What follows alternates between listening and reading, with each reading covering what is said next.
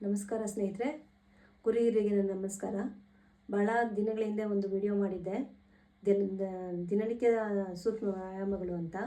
ಈಗ ವಿಶ್ವ ಯೋಗ ಡೇ ಪ್ರಯುಕ್ತ ಹಿರಿಯ ನಾಗರಿಕರಿಗೆ ಚೇರ್ ಮೇಲೆ ಕೂತ್ಕೊಂಡು ಉಪಯುಕ್ತವಾಗುವಂಥ ಒಂದು ಯೋಗ ಅಭ್ಯಾಸವನ್ನು ಹೇಗೆ ಮಾಡಬೇಕು ಮತ್ತು ನಮ್ಮ ಜಾಯಿಂಟ್ಸ್ ಅಂದರೆ ನಮ್ಮ ಮೂಳೆಗಳ ಪ್ರತಿಯೊಂದು ಜಾಯಿಂಟ್ಗೂ ನಮಗೆ ಹೇಗೆ ಯೂಸ್ ಮಾಡ್ಕೊತ ನಾವು ಎಕ್ಸಸೈಸ್ಗಳನ್ನ ಮಾಡ್ಬೋದು ಮತ್ತು ನಮ್ಮ ಬಾಡಿನ ನಾವು ಫ್ರೀಯಾಗಿ ಇಟ್ಕೋಬೋದು ಅಂತ.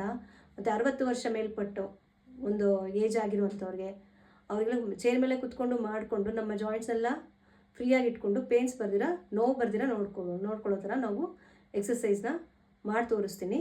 ಮಾಡಿ ಈಗ ರೆಡಿ. ಈಗ ನೋಡಿ, ಇದು ಕತ್ತದೊಂದು ಜಾಯಿಂಟ್ ಇರುತ್ತೆ, ನಮಗೆ ಮೂಳೆಗಳದೊಂದು ಜಾಯಿಂಟ್ 2, 3, ಇದು ಆ್ಯಂಕಲ್ ಜಾಯಿಂಟ್ 4, ಮತ್ತು ಆಮೇಲೆ ಬೆನ್ನು ಮೂಳೆ 5, ಮತ್ತು ಕಾಲದೊಂದು 6, ಮತ್ತು ಆ್ಯಂಕಲ್ ಒಂದು 7, ಬೆರಳುಗಳದೊಂದು 8, ಎಲ್ಬೋ ಜಾಯಿಂಟ್ ಒಂದು 9, ಈ ರೀತಿ 10 ಜಾಯಿಂಟು, ಬೆರಳುಗಳ ಜಾಯಿಂಟ್ಗಳೊಂದು 10. ಎಲ್ಲ ಜಾಯಿಂಟ್ಗಳಿಗೂ ನಾವು ಒಂದು 15 ನಿಮಿಷದಿಂದ 10 ನಿಮಿಷ ನಾವು ಟೈಮ್ ಸ್ಪೆಂಡ್ ಮಾಡಿದ್ರೆ, ಈಗ ಚಳಿಕಾಲ ಮಳೆಕಾಲ, ಈಗ ಮಳೆಕಾಲ ಬರ್ತಾ ಇದೆ, ಈ ಥಂಡಿಲಿ ಏನಾಗುತ್ತೆ, ಏಜ್ ಆಗಿರೋರಿಗೆ ಬೋನ್ ಟೈಟ್ನಿಂಗ್ ಅಂದರೆ ಫಿಟ್ ಆಗಿರೋದು ಬಿಗಿಸ್ಕೊಂಡು ಹೋಗಿದೆ ಅಂತ ಹೇಳಿ ಅಯ್ಯೋ ನಡೆಯೋಕ್ಕಾಗಲ್ಲ, ತಿರುಗ್ಸೋಕ್ಕಾಗಲ್ಲ ಅಂತ ಯಾಕೆ ಆ ಥರ ಅಂತೀವಿ ಅಂದರೆ, ಒಂದು ಏಜಲ್ಲಿ ಚೆನ್ನಾಗಿ ನಾವು ವರ್ಕ್ ಮಾಡ್ತಾ ಇರ್ತೀವಿ. ಆ ಏಜ್ ಮುಗಿದಾದ್ಮೇಲೆ ನಾವೇನು ಮಾಡ್ತೀವಿ, ವಯಸ್ಸಾದ್ಮೇಲೆ ಎಷ್ಟು ಮಿತಿ ಬೇಕೋ ಅಷ್ಟೇ ಕೆಲಸ ಮಾಡಿಕೊಂಡು ಜಾಯಿಂಟ್ನ ನಾವು ಅಷ್ಟೊಂದು ಯೂಸ್ ಮಾಡಲ್ಲ. ಹಾಗಾಗಿ ನಮ್ಮ ಜಾಯಿಂಟಲ್ಲಿರುವಂಥ ಲಿಗಮೆಂಟ್ ಏನಾಗಿರುತ್ತೆ, ಅದು ಗಟ್ಟಿ ಆಗ್ತಾ ಬಂದಿರುತ್ತೆ, ಅದು ನಮ್ಗೆ ಅಲ್ಲಾಡಿಸ್ಲಿಕ್ಕೆ ಆಗಲ್ಲ. ನೋಡಿ, ಏಜ್ ಆದಮೇಲೆ ಇಷ್ಟು ಚೆನ್ನಾಗಿರೋ ಕೈಗಳೇನಾಗುತ್ತೆ, ಏಜ್ ಆದಮೇಲೆ ಒಂಥರ ಟೈಟಾಗಿ ಆಗುತ್ತೆ. ಯಾಕೆಂದರೆ ನಾವು ಮುಂಚೆ ಮಾಡುವಂಥ ಕೆಲಸಗಳನ್ನ ಈಗ ಮಾಡಲ್ಲ. ಅದಕ್ಕೋಸ್ಕರ ಸೂಕ್ಷ್ಮ ವ್ಯಾಯಾಮಗಳನ್ನ ದಿನನಿತ್ಯ ಬೇಸಿಕ್ ಅಂತ ಒಂದು ಎಕ್ಸಸೈಸ್ನ ನಾವು ಮಾಡ್ತಾ ಹೋದರೆ 15 ನಿಮಿಷ ಅದಕ್ಕೋಸ್ಕರ ಸ್ಪೆಂಡ್ ಮಾಡೋದ್ರಿಂದ ನಮ್ಮ ದೇಹವನ್ನು ತುಂಬ ಚೆನ್ನಾಗಿ ಏನು ಪೇನ್ ಬರೆದ್ರೆ ನಾವು ಇಟ್ಕೋಬೋದು. ಮತ್ತು ನಾವು ಮನೇಲಿ ಜವಾಬ್ದಾರಿ ತೊಗೊಂಡು, ನಮ್ಮ ಮನೇಲಿ ವಯಸ್ಸಾಗಿರೋರು ಅಂತ ಇದ್ದರೆ, ನಿಮ್ಮ ಮನೇಲಿ ಇರೋವಂಥವ್ರು ಸ್ವಲ್ಪ ಜವಾಬ್ದಾರಿಯಿಂದ ಅವ್ರ ಕೈಯಲ್ಲಿ 10 ನಿಮಿಷ ಈ ವ್ಯಾಯಾಮಗಳನ್ನು ಮಾಡಿಸಿ. ಯಾಕೆಂದರೆ ಕೆಲವರಿಗೆ ಮನಸ್ಸಾಗಲ್ಲ, ಮತ್ತು ಅಭ್ಯಾಸ ಆಗೋವರೆಗೂ ಸ್ವಲ್ಪ ಕಷ್ಟ ಅನಿಸುತ್ತೆ ಅಷ್ಟೇ. ತುಂಬ ಈಸಿನೇ, ಕಷ್ಟ ಅನಿಸುತ್ತೆ ಬೇಜವಾಬ್ದಾರಿತನ.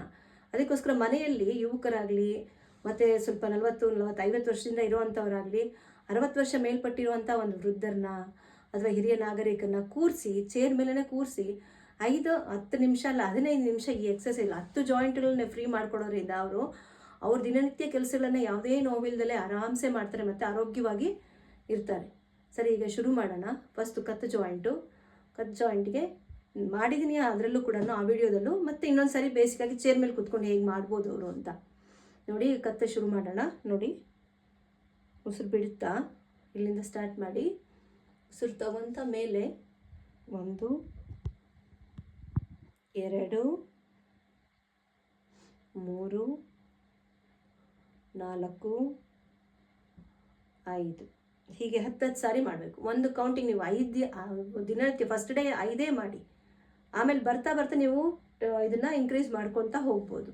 ಆಮೇಲೆ ಸೈಡ್ಗೆ ನೋಡಿ, 1, 2 ಮಧ್ಯಭಾಗಕ್ಕೆ ನಿಲ್ಲಿಸ್ಬೇಕು, ಉಸಿರು ತಗೊತ ಉಸಿರು ಬಿಡ್ತಾ 3, 4, 5, ಮತ್ತು ಈ ಕಡೆಗೆ 1, 2, 3, 4, 5, ಎರಡನೇದು 1, 2, 3, 4, 5 ಹೀಗೆ 10 ಸಾರಿ ಮಾಡಬೇಕು.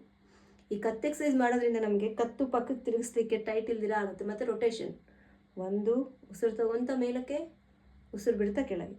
ಉಸಿರಿನ ಪ್ರಕ್ರಿಯೆ ಆಗೋದ್ರಿಂದ ಕೂಡ ನಮಗೆ ಪ್ರಾಣಾಯಾಮದಲ್ಲಿ ಒಂಥರ ಉಸಿರು ಹೇಳ್ಕೊತ ಬಿಡ್ತಾನೂ ಬ್ರೀತಿಂಗ್ ಎಕ್ಸಸೈಸು ಆಗುತ್ತೆ, ನೆಕ್ ಎಕ್ಸಸೈಸು ಆಗುತ್ತೆ. 5, 1 ಮತ್ತು ಉಲ್ಟಾ ಎಡಗಡೆಯಿಂದ 2, 3, 4, 5 ಈ 4 ಎಕ್ಸಸೈಸ್ ಕತ್ತಿಗೆ ಮಾಡೋದ್ರಿಂದ ಸರ್ವೈಕಲ್ ಪ್ರಾಬ್ಲಮ್ ಬರಲ್ಲ, ಥೈರಾಯ್ಡ್ ಪ್ರಾಬ್ಲಮ್ ಕಡಿಮೆ ಆಗುತ್ತೆ, ತಲೆ ಸುತ್ತೋದು ಕಡಿಮೆ ಆಗುತ್ತೆ, BP ಕೂಡ ನಮಗೆ ಕಡಿಮೆ ಆಗುತ್ತೆ. ನೆಕ್ಸ್ಟ್ 2ನೇ ಜಾಯಿಂಟ್ ಹೋಗೋಣ.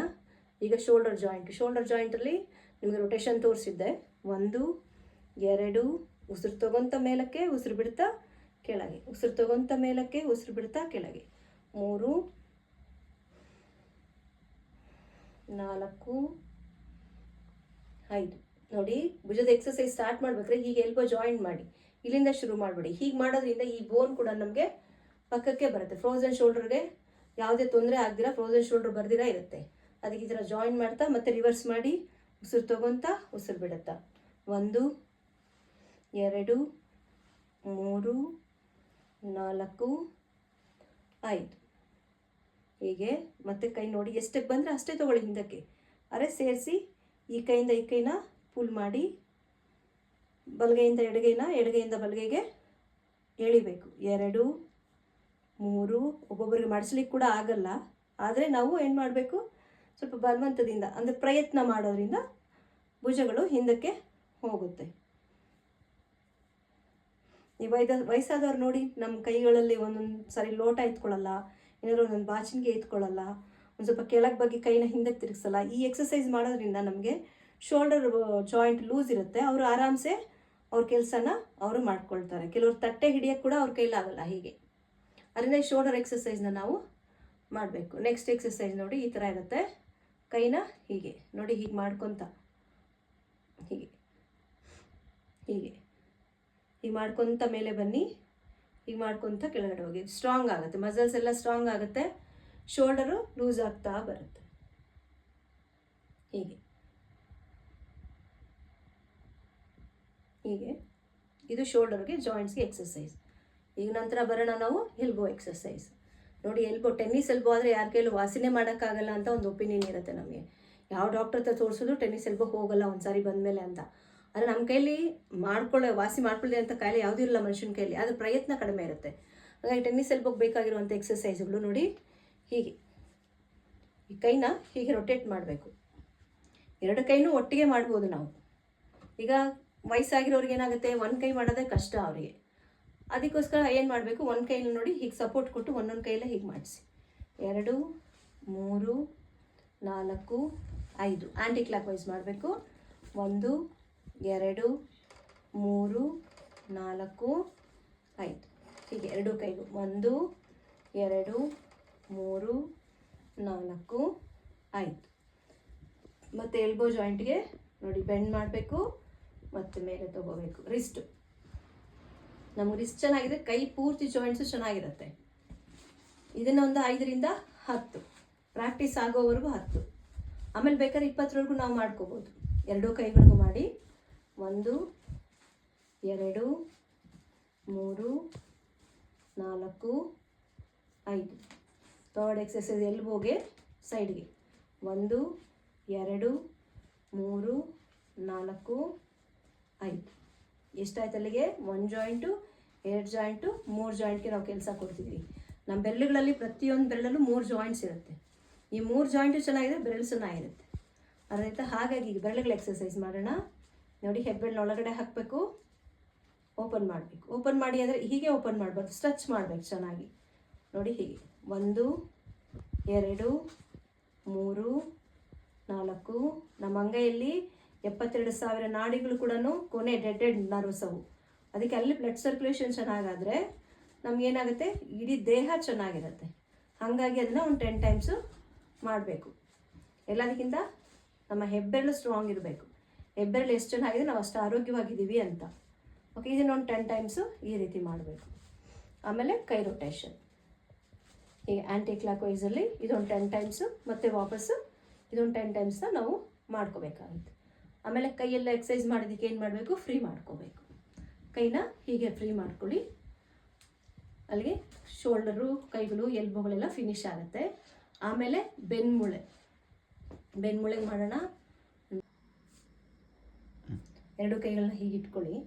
ಅಂಗೈನ 8 ಆಕಾರದಲ್ಲಿ ನೋಡಿ, ಹೀಗೆ ಹೀಗೆ 8 ತಿರುಗಿಸ್ತೀವಲ್ಲ, ಹಾಗೆ ಹಾಗೆ ಹಾಗೆ 10 ಟೈಮ್ಸ್ ಕೌಂಟ್ ಮಾಡ್ತಾ 10 ಟೈಮ್ಸ್. ಆಮೇಲೆ 2 ಬೆರಳನ್ನ ಸೇರಿಸಿ ಹೀಗೆ ಉಲ್ಟಾ 1 2 3 ಬ್ಯಾಕ್ ಬೆಂಡಿಂಗ್ ಕೈನ 4 5 6 7 8 9 10. ಆಯಿತಾ? ಇದು ಅಂಗೈಗಳಿಗೆ ಆಗುತ್ತೆ. ನೆಕ್ಸ್ಟ್ ಎಕ್ಸಸೈಸ್ ಮಾಡೋಣ. ನಮ್ಮ ಬೆನ್ನುಮೂಳೆ ಎಲ್ಲದಕ್ಕಿಂತ ಗಟ್ಟಿ ಇರೋವಂಥದ್ದು ಬೆನ್ನುಮೂಳೆನ ನಾವು ಬಗ್ಸಿ, ಯಾಕಂದರೆ ಮಲಗಿ ಕೆಲವರಿಗೆ ವಜ್ರಾಸನ ಮಾಡಲಿಕ್ಕಾಗಲ್ಲ. ಹಾಗಾಗಿ ಕೂತ್ಕೊಂಡು ಅದನ್ನು ಹೇಗೆ ಬೆಂಟಾಗಿ ಮಾಡಬೇಕು ಅಂತಂದರೆ, ನೋಡಿ ಹೀಗೆ ಕೂತಿದ್ದೀವಲ್ಲ, ಈ ಕೂತಾಗ 2 ಕೈಗಳನ್ನು ಮೇಲೆ ಎತ್ತಿ, ಈಗ ನೋಡಿ ಹೀಗೆ, ಇದನ್ನು ಕ್ಯಾಟ್ ಆ್ಯಂಡ್ ಕೌ ಅಂತ ಪೊಸಿಷನ್ ಕರಿತೀವಿ. ಕ್ಯಾಟ್ ಆ್ಯಂಡ್ ಕೌ ಪೊಸಿಷನ್ ಅಂತ. ಹಸು ಈ ಥರ ಬಗ್ಗೋದು, ಮತ್ತು 2 ಕೈಗಳನ್ನ ಮುಂದೆ ಕೇಳ್ಕೊಂಡು ಮೇಲೆ ಕೆತ್ತೋದು, ಮತ್ತು ಮತ್ತೆ ಬಗ್ಗದು ಉಸಿರು ಬಿಡ್ತಾ ಉಸಿರು ತಗೊಂತ ಮೇಲಕ್ಕೆ 2 ಬಗ್ಗಿ ಮತ್ತೆ ಉಸಿರು ತಗೊಂತ ಬನ್ನಿ 3 ಬೆನ್ಮೂಳೆ ಚೆನ್ನಾಗಿ ಬಗ್ಸಿ 4 5 6 7 ಉಸಿರು ಬಿಡ್ತಾ ಬಗ್ಗಿ ಉಸಿರು ತಗೊಂತ ಎದ್ದೇಳಿ 8 9 10 ಇದು ಬೆನ್ಮೂಳೆಗೆ ಎಕ್ಸರ್ಸೈಸ್ ಆಗುತ್ತೆ. ಇದಾದ್ಮೇಲೆ ನಾವು ಈಗ ಸೊಂಟಕ್ಕೆ ಮಾಡೋಣ. ರೆಡಿ? ನೋಡಿ ಕೂತ್ಕೊಳ್ಳಿ. ಕೆಳಗಡೆ ನಿಂತು ಬಗ್ಲಿಕ್ಕಾಗಲ್ಲ. ಒಂದು ಕೈ ನಮ್ಮ ಕಿವಿಗೆ ನೇರವಾಗಿ ಇಟ್ಕೊಳ್ಳಿ. ಸ್ವಚ್ಛ ಮಾಡಿ ಕೆಳಗಡೆ ಬಗ್ಗಿ ಈ ಬೆನ್ಮೂಳೆ ಪೂರ್ತಿ ಎಳಿಬೇಕು. ಸೈಡಲ್ಲಿ ಬೆನ್ನೆಲ್ಲ ಹೀಗೆ 1 ಇದೆಲ್ಲ ಕಿಡ್ನಿಗೂ ಮತ್ತು ಲಿವರ್ಗೆ ಒಳ್ಳೆ ಮಸಾಜ್ ಆಗುತ್ತೆ. 2 3 ಯಾಕಂದರೆ ಏಜ್ ಆದಮೇಲೆ ಕೆಳಗಡೆ ಮಾರ್ಲಿಕ್ಕೆ ಆಗಲ್ಲ ಇವೆಲ್ಲ, ಮತ್ತು ನಿಂತ್ಕೊಂಡು ಅಷ್ಟೊಂದು ಬಗ್ಸ್ಲಿಕ್ಕೆ ಆಗಲ್ಲ. ಕೂತ್ಕೊಂಡಾದರೆ ಆರಾಮ್ಸೆ ಮಾಡ್ಕೋಬೋದು. 4 5 ಮತ್ತು ಎಡಗೈ ತಗೊಳ್ಳಿ, ಎಡಗೈ ಮೇಲೆ ತಗೊಳ್ಳಿ, ಕೆಳಗಡೆ ಕೈ ಬಿಡ್ತಾ 1 ಬೆಂಡ್ ಮಾಡಿ, ಎಷ್ಟಾಗುತ್ತೆ ಅಷ್ಟು ಬೆಂಡ್ ಮಾಡಿ.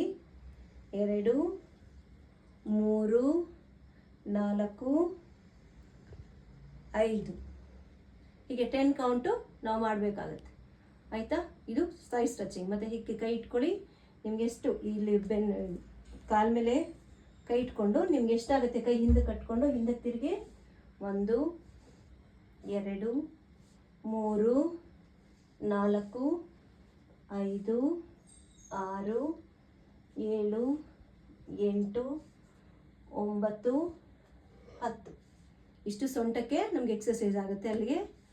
ಆಯಿತಾ? ನೆಕ್ಸ್ಟ್ ನಾವು ಚೇರ್ ಮೇಲೆ ಕಾಲು ಎತ್ತಿಡಿ, ಆಮೇಲೆ ಮೆಟ್ಲತ್ತಿ ಅಂತ ಹಿರಿಯರಿಗೆ ಹೇಳಿದ್ರೆ ಸ್ವಲ್ಪ ನಿಧಾನಕ್ಕೆ ಹತ್ತಾರೆ. ಹಾಗಾಗಿ ಅವ್ರಿಗೆ ಹಿಪ್ ಜಾಯಿಂಟು ಫ್ರೀ ಆಗಿರಬೇಕು. ಅದಕ್ಕೋಸ್ಕರ ಹಿಪ್ ಜಾಯಿಂಟ್ ಫ್ರೀ ಆಗಬೇಕು ಅಂದರೆ ಏನು ಮಾಡಬೇಕು ಅಂದರೆ ಈ ರೀತಿಯಾದ ಎಕ್ಸರ್ಸೈಸ್ಗಳನ್ನ ಮಾಡಬೇಕು. ನೋಡಿ, ಒಂದೊಂದು ಕಾಲೇ ಅವ್ರ ಕೈಯಲ್ಲಿ ಮೇಲೆ ಎತ್ತಿಸ್ತಾರೆ. 1 2 3 ಎಷ್ಟಾದರೆ ಅಷ್ಟು.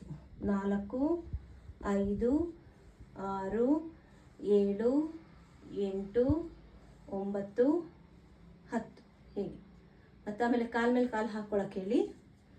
ಈ ರೀತಿ ಕಾಲ ಮೇಲೆ ಕಾಲು ಹಾಕ್ಕೊಂಡು ನೋಡಿ, ಈ ಕೈಯಲ್ಲಿ ಕಾಲು ಹಿಡ್ಕೊತ ಇದನ್ನು ಇಲ್ಲಿ ಪ್ರೆಸ್ ಮಾಡ್ತಾ ಕೆಳಗಡೆಗೆ ಬಗ್ಗೋದು. ಇದು ಹಿಪ್ ಜಾಯಿಂಟ್ ನೀಟಾಗಿ ಫ್ರೀ ಆಗುತ್ತೆ, ಸ್ಟ್ರೆಚ್ ಆಗುತ್ತೆ. ನರ್ವು ಸಯಾಟಿಕಾ ಪೇನ್ ಕೂಡ ಬರೋದಿಲ್ಲ. 2 3 4 5 6 7 8 9 10 ಮತ್ತು ಎಡಗಾಲು 1 2 3 4 ಈ ಕೈಯಲ್ಲಿ ಮೊಣಕಾಲ ಹಿಂದಕ್ಕೆ ತಳ್ಳಬೇಕು, ಈ ಕಾಲ ಮೇಲೆ ಕೆಳ್ಕೋಬೇಕು. 6 7 8 9 10 ಈಗ ನೀ ಜಾಯಿಂಟಿಗೆ ಬರೋಣ. ನೀ ಜಾಯಿಂಟಲ್ಲಿ ಏನು ಮಾಡಬೇಕು ಅಂದರೆ ಕಾಲುಗಳಿದೆಯಲ್ಲ, ಕಾಲನ್ನ ಮುಂದಕ್ಕೆ ತಗೊಳ್ಳೋದು, ಕೆಳಗೆ ಬಿಡೋದು, ಮೇಲೆ ತಗೊಳ್ಳೋದು, ಕೆಳಗೆ ಬಿಡೋದು. ಹೀಗೆ 10 ಟೈಮ್ಸು ಮಾಡಬೇಕು. 2 ಕಾಲನ್ನ ಬೇಕಾದ್ರೆ ನಾವು ಒಟ್ಟಿಗೆ ಮಾಡ್ಬೋದು. 1 2 3 4 5 ಆಮೇಲೆ ಕಾಲು ಒಂದೊಂದೇ ಹೋಲ್ಡ್ ಮಾಡಿ, ಎಲ್ಲಿವರೆಗೂ ಬರುತ್ತೆ ಅಲ್ಲಿಗೆ ಹೋಲ್ಡ್ ಮಾಡಿ. 1 2 3 4 5 6 7 8 9 10 ಹೀಗೆ. 1 2 3 4 5 6 7 8 9 10. ಮೂರನೇದು ಕಾಲು ರೊಟೇಟ್ ಮಾಡಬೇಕು. ನೋಡಿ, ಕೂತ ಜಾಗದಲ್ಲೇ ಕಾಲನ್ನ ತಿರುಗಿಸ್ಬೇಕು. ಹೀಗೆ ಆ್ಯಂಟಿ ಕ್ಲಾಕ್ ವೈಸು, ಕ್ಲಾಕ್ ವೈಸು, ಹೀಗೆ 5 ಸಾರಿ, 5ರಿಂದ 10 ಸಾರಿ ನಾವು ಮಾಡ್ಬೋದು. ನಮಗೆ ನೀ ಜಾಯಿಂಟ್ ಏನಾಗುತ್ತೆ, ಲೂಸ್ ಆಗ್ತಾ ಬರುತ್ತೆ. ಮತ್ತು ಸುತ್ತಲಿರುವಂಥ ಒಂದು ಮಾಂಸಖಂಡಗಳು, ಮಸಲ್ಸ್ ಕೂಡ ನಮಗೆ ಸ್ಟ್ರೆಂಥಿಂಗ್ ಬಂದು ಮೊಣಕಾಲು ನೋವು ಕಡಿಮೆ ಆಗೋದಕ್ಕೆ ಸಾಧ್ಯತೆ ಇರುತ್ತೆ. ಆಮೇಲೆ ಆ್ಯಂಕಲ್ ಜಾಯಿಂಟ್ಸ್ ಅಂದರೆ ಕೊನೆ ಕಾಲುಗಳಿದೆಯಲ್ಲ, ಇದು ಆ್ಯಂಕಲ್ ಜಾಯಿಂಟ್. ಅದಕ್ಕೆ ಮಾಡೋಣ ಈಗ. ನೋಡಿ, ಹೀಗೆ ಕಾಲನ್ನ ಹೀಗೆ ಇಟ್ಕೊಂಡು ಕೆಳಗಡೆಗೆ ಒಂದು ಮೇಲೆ ಒಂದು 1 2 3 4 5 10 ಸಾರಿ ಮಾಡಬೇಕು. 6 7 8 9 10 1 2 3. ಇದು ಮಾಡೋದ್ರಿಂದ ಕಾಫ್ ಮಸಲ್ಸ್ ಕೂಡ ನಮಗೆ ಒಳ್ಳೆ ಎಕ್ಸಸೈಸ್ ಆಗುತ್ತೆ. ಇದರಿಂದ ಶುಗರು ಬಿ ಪಿ ಕೂಡ ಕಂಟ್ರೋಲ್ ಬರುತ್ತೆ. ಪಾದ ಎಕ್ಸಸೈಸ್ ಮಾಡೋದ್ರಿಂದ ಶುಗರು ಬಿ ಪಿ ಕೂಡ ಕಂಟ್ರೋಲ್ ಬರುತ್ತೆ. ಮತ್ತು ಪಾದಗಳು ನಡಿಬೇಕಾದ್ರೆ ಇಂಬ್ಯಾಲೆನ್ಸ್ ಆಗಲ್ಲ, ಕರೆಕ್ಟಾಗಿ ಸ್ಟ್ರೆಂತ್ನಿಂದ ನಾವು ಚೆನ್ನಾಗಿ ವಾಕಿಂಗ್ ಮಾಡಲಿಕ್ಕೂ ಆಗುತ್ತೆ. 10 ಟೈಮ್ಸ್ ಇವೆರಡು ಮಾಡಬೇಕು. ಆಮೇಲೆ ರೊಟೇಷನ್ಸ್ ನೋಡಿ, ಹೀಗೆ ತಿರುಗಿಸೋದು 3 4 5 ಹಿಂದಕ್ಕೆ 1 2 3 4 5. ಸ್ಟಾರ್ಟಿಂಗ್ ಮಾಡ್ಬೇಕಾದ್ರೆ 1-2 ಕಾಲು ಒಟ್ಟಿಗೆ ಮಾಡ್ಲಿಕ್ಕಾಗಲ್ಲ, ಅಭ್ಯಾಸ ಇಲ್ಲದೆ ಇದ್ರೆ ನಿಧಾನಕ್ಕೆ ಒಂದೊಂದು ಕಾಲೇ ಬೇಕಾದ್ರೆ ನಾವು ಕೌಂಟಿಂಗ್ ಮಾಡ್ತಾ ಈ ರೀತಿ ರೊಟೇಷನ್ನ ಮಾಡ್ಬೋದು. ಆಮೇಲೆ ಬೆರಳುಗಳು ಮಾತ್ರ ಬೆಂಡ್ ಮಾಡಿ ಓಪನ್ ಮಾಡಿ, ಬೆರಳು ಮಾತ್ರ ಬೆಂಡ್ ಮಾಡೋದು.